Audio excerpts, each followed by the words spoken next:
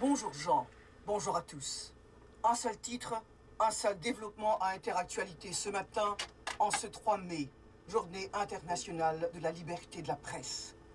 Jean-Léopold Dominique, journaliste indépendant, connu pour ses analyses incisives de notre vie politique et sociale, n'est pas mort.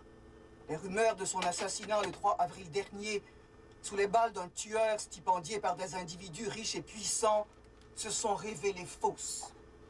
On le disait le 28 novembre 1980, doté d'un point disparaître, logé dans sa pipe, et qui lui aurait permis d'échapper aux militaires et aux macoutes des Duvalier.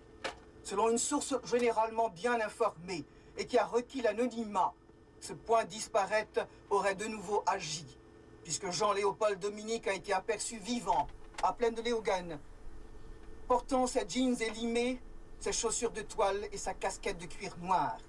Selon des témoins dignes de foi, il discutait de l'augmentation significative de l'engrais dans l'Artibonite depuis le 3 avril, tout en bourrant sa pipe, en geste caractéristique ne laissant aucun doute sur son identité. Il est avec nous ce matin, en nos studios. Ce ton aurait été sans doute celui, avec une pointe de dérision et d'ironie, que Jean aurait adopté pour décrire cette saison terrible que nous vivons encore. Je dis nous, parce que notre descente aux enfers, dans la violence calculée et la médiocrité haineuse, a été solidairement partagée par des milliers d'hommes et de femmes de toutes les conditions sociales dont la vie a été bouleversée le 3 avril 2000, et qui, comme nous, sa famille, ses amis, ses collègues de travail, ses compagnons de lutte et d'espoir ont été eux aussi criblés de balles un 3 avril.